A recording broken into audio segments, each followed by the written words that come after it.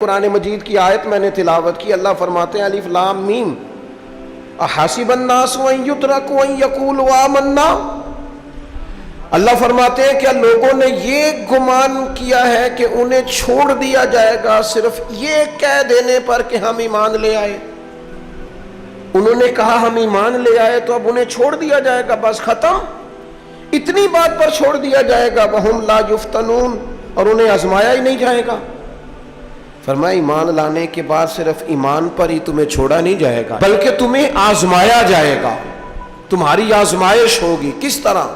وَلَنَبْلُوَنَّكُمْ بِشَيْءٍ مِّنَ الْخَوْفِ وَالْجُوعِ وَنَقْصٍ مِّنَ الْأَمْوَالِ وَالْأَنفُسِ وَالثَّمَرَاتِ، تمہیں کسی نہ کسی ایک چیز سے ضرور آزمائیں گے، یا خوف سے آزمائیں گے، بھوک سے آزمائیں گے، جانوں اور مالوں کی کمی سے، پھلوں کی کمی سے آزمائیں گے۔ اور یہ پھلوں کی کمی سے مراد، علماء تفسیر نے لکھا اس سے مراد اولاد کا انتقال کر جانا بھی ہے، وہ بھی پھل ہوتی ہے۔ تمہیں آزمائیں گے اور اگر تم پورے اترے تو وَبَشِّرِ الصَّابِرِينَ، رب فرماتا ہے محبوب پھر صبر کرنے والوں کو میری رحمت کی خوشخبری سنا دے، پھر انہیں خوشخبری دے دے میرے کرم کی۔ میرے عزیز، زندگی میں آزمایا جائے گا۔ نبی اکرم نور مجسم شفیع معظم صلی اللہ علیہ وسلم کی بارگاہ میں حضرت خباب بن ارت رضی اللہ تعالیٰ عنہ حاضر ہوئے۔ حضور خانہ کعبہ کے ساتھ ٹیک لگائے بیٹھے تھے تو حضرت خباب عرض کرنے لگے یا رسول اللہ اتنی تکلیفیں آ رہی ہیں، کافر اتنا ستا رہے ہیں، ہمیں پریشان کیا جا رہا ہے، ہم سخت آزمائش میں، حضور آپ اللہ کی بارگاہ میں دعا کیوں نہیں کرتے ہمارے لیے؟ تو نبی پاک علیہ السلام فرمانے لگے تم سے پہلے لوگوں کا حال پتہ کیا تھا؟ یہ صحیح حدیث بخاری میں موجود ہے۔ فرمایا تم سے پہلے لوگوں کا حال یہ تھا کہ انہیں گڑھے کے اندر رکھ کے ان کے جسم کو مٹی سے دبا کے پھر ان کے سروں پر آریاں رکھ کے چیر دیا جاتا تھا، لیکن پھر بھی وہ اپنے دین سے ہٹا نہیں کرتے۔ نبی پاک علیہ السلام فرمانے لگے تم سے پہلے لوگوں کا یہ عالم تھا کہ ان کے جسم لوہے کی کنگھیوں سے کریت دیے جاتے تھے، ان کا گوشت اتار دیا جاتا تھا، لیکن وہ اپنے دین سے ہٹنے کو تیار نہیں ہوتے تھے۔ یاری تیری سونے پر آزمائشاں تیریاں اگ، اے سونا پرکھیا جامدہ ہی پہلو نال اگاں دے لگ۔ اپنی زندگی میں تیار رہیں، ذہنی طور پر آزمائش کے لیے تیار رہیں، مزاج بنائیں۔ جب بندہ پہلے سے تیار ہوتا ہے نا، اس کا خیال ہوتا ہے کہ آزمائش آ گئی تو میں نے صبر کرنا ہے، پہلے سے اس کی تیاری ہوتی ہے، پھر وہ ذرا گھبراتا نہیں، پریشان نہیں۔ ہم تیار نہیں ہیں ذہنی طور پر۔ ہر بندے کو سکھ چاہیے، ہر بندے کو، بلکہ ہمارے ہاں تو لوگ کہتے ہیں مرید ہو رہا ہوں تاکہ میری طرف تکلیف کوئی نہ آئے۔ تو میں کیا کرتا ہوں، پہلے پیر سے پوچھ لو اسے کبھی آئی ہے کہ نہیں، اگر اسے آئی ہے تو پھر اس کا مطلب ہے تمہیں بھی آ سکتی ہے۔ لوگ نماز اس لیے شروع کرتے ہیں، کہتے ہیں میں 5 نمازیں بھی پڑھتا ہوں، میں صدقات بھی کرتا ہوں، کام میرا پھر نہیں چلتا۔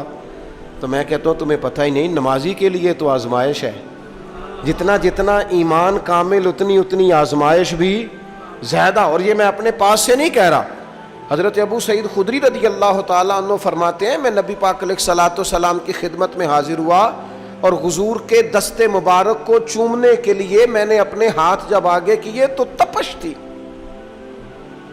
تیز بخار تھا نبی پاک کو۔ تو حضرت ابو سعید خدری رضی اللہ تعالیٰ عنہ ارشاد فرماتے ہیں کہ میں نے، یہ سنن ابن ماجہ میں موجود ہے، فرماتے میں نے عرض کیا یا رسول اللہ صلی اللہ علیہ وسلم اتنا تیز بخار؟ حضور فرمانے لگے ہم پر جو آزمائشیں آتی ہیں نا انبیاء پر، وہ عام لوگوں سے دگنا آتی ہیں۔ یہ تو لاڈلے ہیں، یہ تو محبوب ہیں اللہ کے۔ فرمایا عام لوگوں سے دگنی آزمائش آتی ہے، لیکن فرمایا ہمارا رب بڑا کریم ہے، ہمیں اجر بھی ڈبل ہی عطا کرتا ہے، ہمیں اجر بھی ڈبل ہی عطا کرتا ہے۔ تو حضرت ابو سعید خدری کہتے ہیں موقع اچھا تھا، میں نے ایک سوال بھی کر دیا، میں نے کہا یا رسول اللہ صلی اللہ علیہ وسلم بتائیے نا بھلا دنیا میں زیادہ آزمائشیں کن کو آتی ہیں؟ تو حضور فرمانے لگے سب سے زیادہ آزمائشیں اللہ کے انبیاء کو آتی ہیں، نبیوں کو آتی ہیں۔ حضور اس کے بعد فرمایا اس کے بعد جو ان کے زیادہ قریب ہوتا ہے اسے آتی ہیں۔ لوگ کیا سمجھیں گے امام حسن کی آزمائش کو؟ لوگ کیسے سمجھیں گے سیدنا امام حسین کی آزمائش کو؟ فرمایا جو ان کے زیادہ قریب ہوتا ہے اسے زیادہ آزمائش آتی ہے.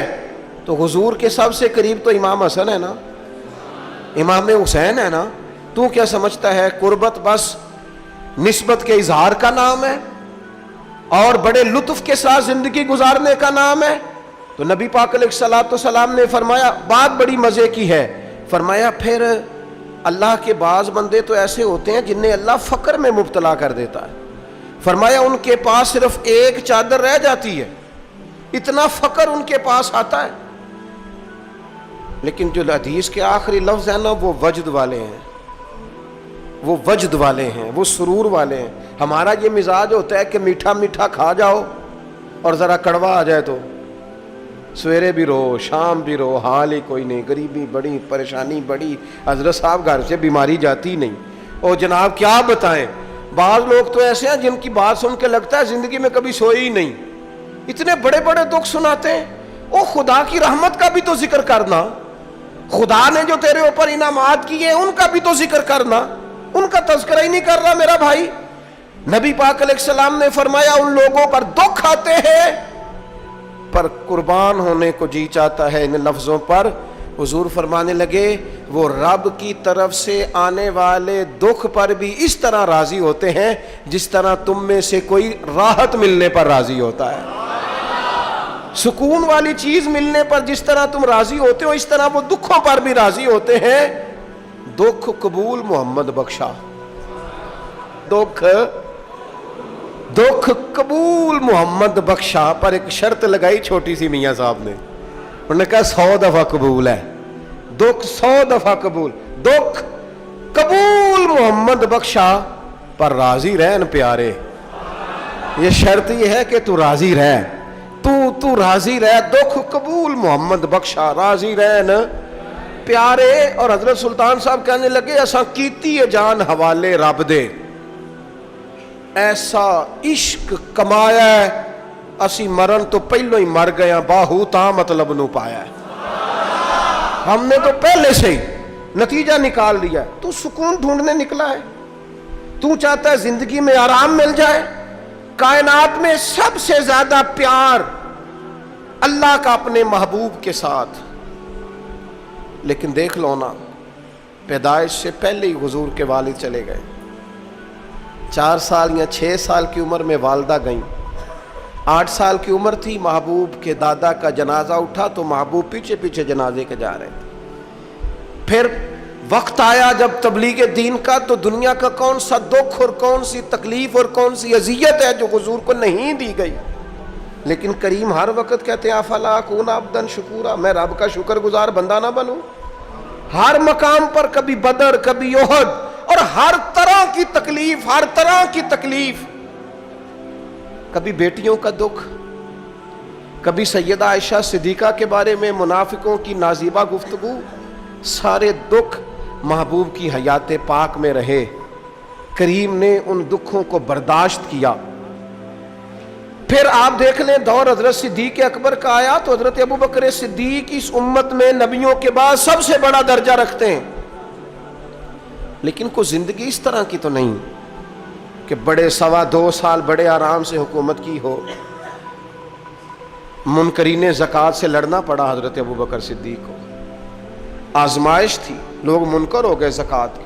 حضرت صدیق اکبر لڑے، ختم نبوت کے تحفظ کے لیے لشکر تیار کیے، بہت سارے مسائل کا سامنا کرنا پڑا. صبح دن راتیں جناب ابوبکر نے مشقت کر کے خلافت اسلامیہ کو مضبوط کیا. دور حضرت عمر کا آیا، ساری دنیا مدینہ منورہ میں اندر سے دروازے بند کر کے سخت گرمی میں سوتی ہے، اور جناب عثمان غنی کہتے ہیں کہ میں نے فاروق اعظم کو 60 سال کی عمر میں دیکھا کہ مال غنیمت کے 2 اونٹ دوڑ گئے تو عمر بھاگے جا رہے ہیں، ان اونٹوں کو لے کے آ رہے ہیں. اور میں کہتا ہوں جناب آپ آرام کرتے، ساری دنیا سو رہی ہے. فرمایا سویا کرتا تھا کبھی خلیفہ بننے سے پہلے. عمر کسی غلام کو کہہ دیتے تو چونکہ پیار تھا نا، یارانہ تھا نا، حضرت عثمان بڑی محبت سے کہتے ہیں امیر المومنین کسی غلام سے کہتے ہیں اگر مال غنیمت کے اونٹ چلے گئے تھے تو لے آتا.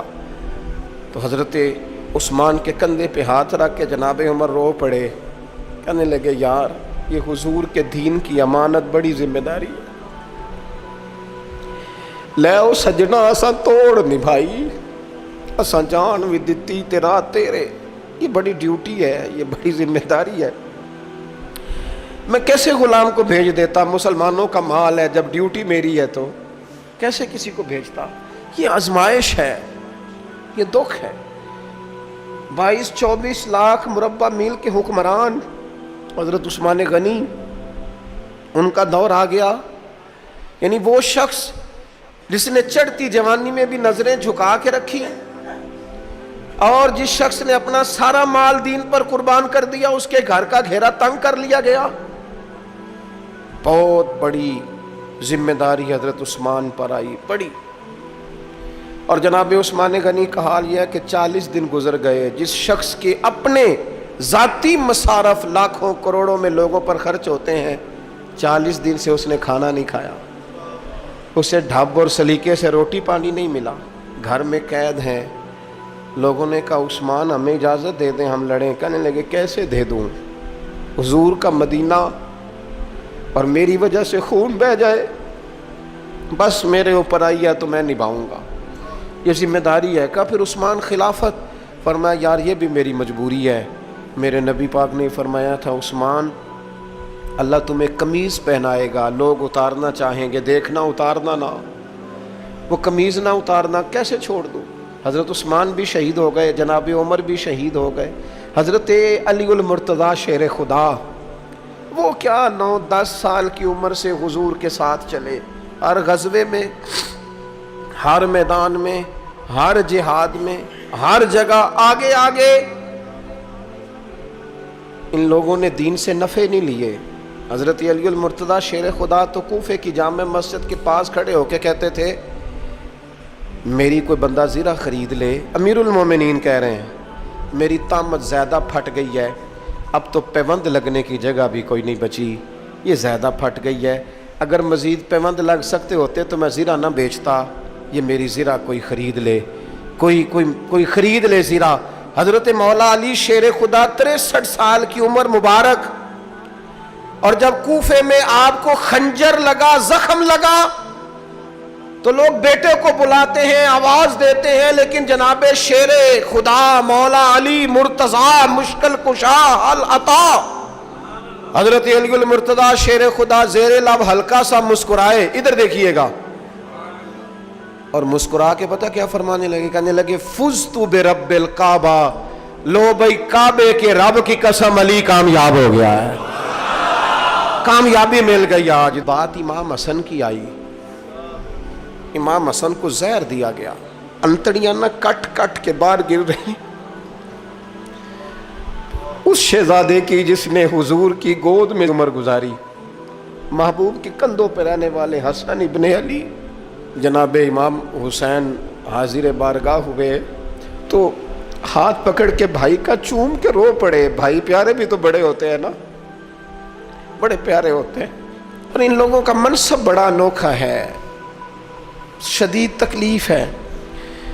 تو امام حسین کہتے ہیں میرے بھائی حسن بتائیے آپ کو زہر کس نے دیا؟ رو کے پوچھتے ہیں. بھائی کا ماتھا چوم کے امام حسن رو پڑے, کہنے لگے حسین میری مجبوری ہے, میں تمہیں نہیں بتاؤں گا. کہا کیوں؟ فرمانے لگے اس لیے کہ اگر وہ نہیں جس پر مجھے شک ہے تو پھر کسی بے گناہ کا نام کیسے لے دوں, اور اگر وہی ہے نا جس پر مجھے شک ہے تو پھر میں تمہیں نہیں بتاؤں گا. میرا رب بڑا بہتر انتقام لینے والا ہے, پھر بھی نہیں بتاؤں گا. کیا کروں, کیسے بتا دوں؟ مصطفیٰ کا نواسا ہوں میں, پڑھتے ڈالنے والی ماں کا بیٹا, میں شیر سے زیادہ جگر رکھنے والے علی کا پتر, میں کیسے بات کر دوں؟ بس زخم پہ زخم کھا کے جی, خونے جگر کے گھونٹ پی, اور سجنا آہ نہ کر لبوں کو سی, یہ عشق ہے کوئی دل لگی نہیں. میرے نبی پاک صلی اللہ تعالیٰ علیہ وآلہ وسلم نے ارشاد فرمایا، اللہ تعالیٰ دین میں جو لوگ سخت ہوتے ہیں نا ان پر مشکلیں بھی سخت ڈالتا ہے۔ یہ حدیث پاک آپ کو مسند امام احمد بن حنبل میں ملے گی، ابن ماجہ ترمذی میں ملے گی۔ فرمایا جتنا کوئی دین میں سخت ہوتا ہے اتنی اس کی مشکلات بھی سخت ہوتی ہیں، اور جتنا کوئی نرم ہوتا ہے اتنی اس کی مشکل بھی تھوڑی ہوتی ہے۔ حسین ابن علی بڑے سخت تھے نا دین میں، جاندار تھے نا دین کے معاملے میں، اللہ نے مشکل ڈالی۔ امام علی مقام کی باری آئی، بڑی منت کی حضرت عبداللہ ابن عمر نے، رو کے کہا حسین نہ جاؤ۔ تو امام حسین رضی اللہ تعالیٰ عنہ نے فرمایا نہیں، اب میری ڈیوٹی لگی ہے تو جانا تو میں نے ہے نا، ذمہ داری تو پوری کرنی ہے۔ امام علی مقام رضی اللہ تعالیٰ عنہ نے اس ساری مشقت کو دیکھا۔ گھر چھوڑنا بڑا مشکل کام ہے، گھر چھوڑنا، جہاں انسان رہا ہوتا ہے نا والدین کے ساتھ، جہاں وقت گزارا ہوتا ہے، کبھی بندہ بوڑھا بھی ہو جائے تو خوابیں اپنے پرانے مکان کی آتی ہیں۔ خواب بھی کبھی آئے نا تو وہیں گھومتا انسان اپنے آپ کو پاتا ہے۔ لیکن امام حسین نے کہا کہ بس اب وقت آیا ہے تو اب یہ چھوڑنا ہے۔ ہم نہ قربانی دیے بغیر پاس ہونا چاہتے ہیں، ہم کوئی مشقت سہے بغیر نمبر لینا چاہتے ہیں، ہم کوئی کام کیے بغیر رتبہ پانا چاہتے ہیں۔ ایسا ہوتا نہیں نا، یہ ممکن نہیں۔ آپ تاریخ پڑھیں نا انبیاء کی، حضرت نوح علیہ السلام نے 950 سال محنت کی ہے، اور میں سورہ ہود دیکھتا ہوں تو میں وہ انداز دیکھتا ہوں جس طرح کفر ان سے بات کرتا تھا۔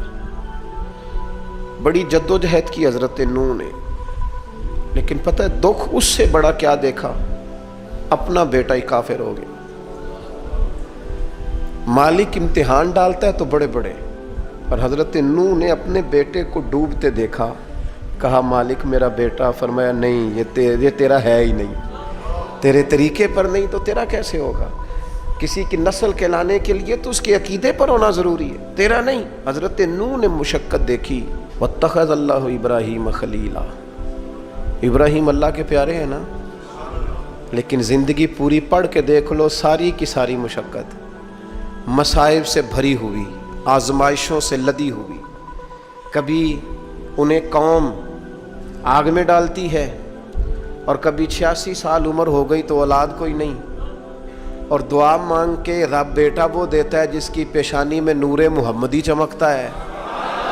اچھا پہلے دیا نہیں، اب دیا، فلما بلغا ماہ سعیا، اور جب وہ ذرا ساتھ چلنے کے قابل ہو گیا، ہر بندہ کہتا نہیں منون خیر ہے میرا پتر جوان ہو گیا ہے، جب وہ بیٹا ساتھ چلنے کے قابل ہوا تو فرمایا ذبح کرو نا ذبح۔ تھوڑی دیر کے لیے دل پہ ہاتھ رکھ کے بتاؤ، اور بچے کو بخار چڑھ جائے تو نیند نہیں آتی، مائیں منتیں مانگتی پھرتی ہیں، روتے پھرتے ہیں باپ، بچے کی طبیعت ٹھیک نہیں، فقط بیمار ہے، اور جسے یہ کہا جائے ذبح کر۔ جناب ابراہیم تیار ہو گئے اور بیٹے کو ذبح کر دیا، چھری چلا دی۔ وہ تو مالک نے کہا کہ ابراہیم تم پر سلام ہو، تم نے اپنا خواب سچ کر دکھایا۔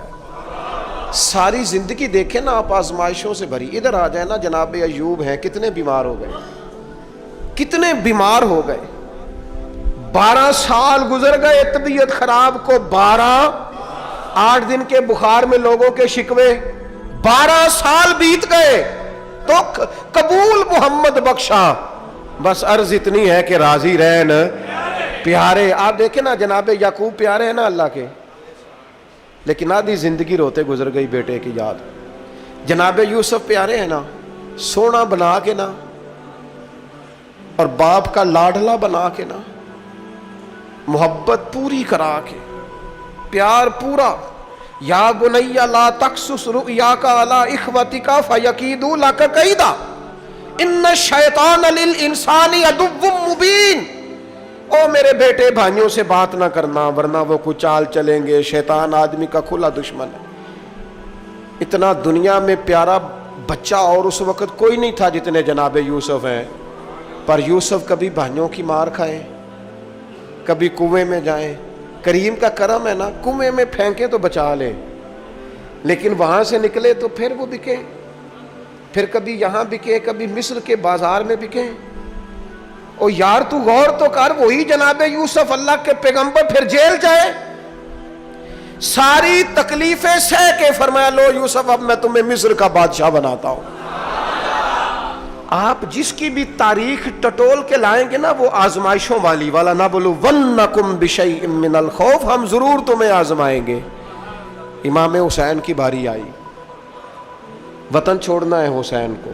امام علی مقام نے کہا کہ ہجرت کی تھی نا، حضور نے بھی وطن چھوڑا تھا۔ دور کھڑے ہیں نانا تیرے کرم کے خزینے کی خیر ہو، میں جا رہا ہوں تیرے مدینے کی خیر ہو۔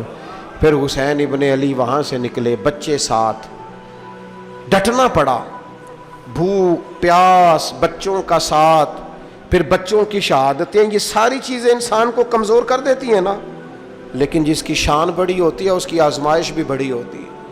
چھوٹی چھوٹی باتوں سے گھبرا جانے والی امت، ذرا ذرا سی بات پر پریشان ہو جانے والے لوگ، لڑکھڑاتے قدم، الجھے خیالات، بے چینیاں، بے قراریاں، بہتے آنسو اور ہر وقت مظلومیت کا اظہار کرتی قوم اگر اپنے قدموں پہ کھڑا ہونا چاہتی ہے، امت اگر پھر سے امت سازی چاہتی ہے، امت اگر کھڑے ہو کے اور اللہ کی عطا پر راضی رہ کر اپنی زندگی گزارنا چاہتی ہے، ایک ہی فارمولہ ہے، اس قوم کو امام حسین کی سیرت سے آگاہ کر دو، اس امت کو نبی پاک کے شانوں والے نواسے کی عظمتیں بتا دو۔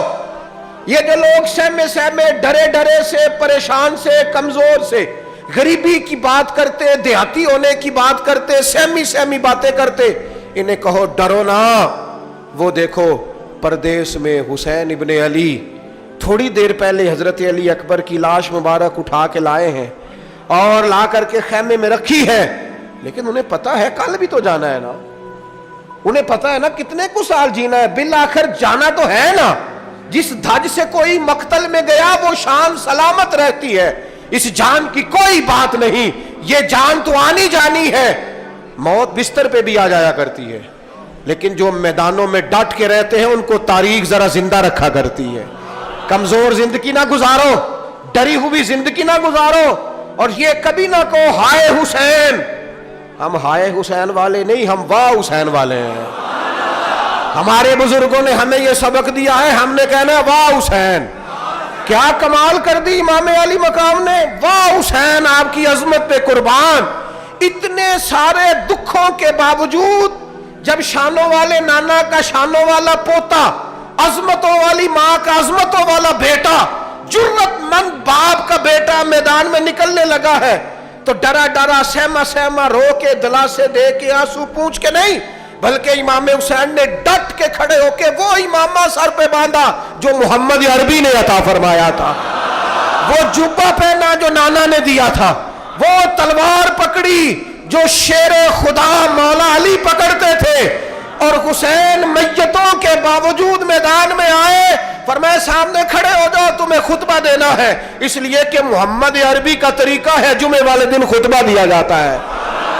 پورے وثوق سے اتمام حجت کیا، اور حسین ابن علی ایسے تو نہیں تھے کہ ڈرے بڑا تھے تو ان سے تلوار نہیں چلی، انہوں نے تلوار چلائی، جو ایک ایک دو دو کر کے آتے رہے وہ کٹتے رہے، وہ کٹتے رہے، پھر آواز ایک گونجی پیچھے سے، وہ اکیلے اکیلے کیوں جاتے ہو، تمہیں پتہ ہے علی کا بیٹا ہے، علی کا گھر تو وہ گھر ہے کہ جس گھر کا ہر ایک بچہ جسے دیکھو وہی شیر خدا معلوم ہوتا ہے، اکیلے اکیلے جاؤ گے تو تم چہرے کی روشنی نہیں دیکھ رہے، آنکھوں کی سرخی نہیں دیکھ رہے، مزاج کا ولولہ نہیں دیکھ رہے، طبیعت کا باغ پن نہیں دیکھ رہے، اور جوانی میں شہادت کی لذت سے آشنا محمد کا نواسا نہیں دیکھ رہے، ذرا مل کے جاؤ، ہاں ہاں حسین ابن علی شہید ہوئے ہیں پر شان و شوکت کے ساتھ، ہاں ہاں حسین ابن علی دنیا سے تشریف لے گئے ہیں پر عزت وقار اور عظمت کے ساتھ، ہاں حسین ابن علی کا سر کٹا ہے، مخالف نے تو اپنی طرف سے نیزے کی نوک پہ چڑھایا تھا، پر حسین کا سر بول بول کے کہہ رہا تھا دیکھ لو میں کٹ بھی گیا ہوں پھر بھی سب سے اونچا ہوں، وہ دیکھو میں سب سے اونچا ہوں، سب سے اونچا ہوں میں۔ اے حسین ابن علی، نازش آل نبی تم پر سلام، اے حسین ابن علی تم پر سلام، نازش آل نبی تم پر سلام۔ کسی نے ایک بات کی تھی، اس نے حد کر دی، اس نے کہا مورخ تو کتنا کو لکھے گا، خطیب تو کتنا کو واز کرے گا، او مصنف تو حسین ابن علی کی شان میں کہاں تک بات کرے گا، تو میرے امام کا باکپن، ان کی جرت، ان کی طاقت، ان کی ہمت، ان کا کمال، ان کا صبر، ان کی استقامت، ان کا حوصلہ، ان کی جوامردی، ان کی ہمت کتنی کو بیان کرے گا، تو رہنے دے۔ اس نے کہا پھر کیوں رہنے دوں؟ کہنے لگے حسین ابن علی کی شان رفعت کوئی کیا جانے، یہ حسن جانے۔ حسین ابن علی کی شان رفعت کوئی کیا جانے، یہ حسن جانے، یہ علی جانے، یہ نبی جانے یا خدا جانے۔ ہماری طاقت نہیں ہے کہ ہم امام علی مقام کی عظمت کو بیان کر، بس چپ کر میرے علی، ایتھے جا نہیں ہو۔ امام کا تذکرہ بندے کو جوان کرتا ہے، باہمت کرتا ہے، جینے کا حوصلہ دیتا ہے، میدانوں میں کھڑا کرتا ہے۔ وہی ہے تیرے زمانے کا امام برحق جو تجھے حاضر و موجود سے بیزار کرے اور موت کی شکل میں دکھلا کے تجھے جلوہ یار، زندگی تیرے لیے اور بھی دشوار کرے۔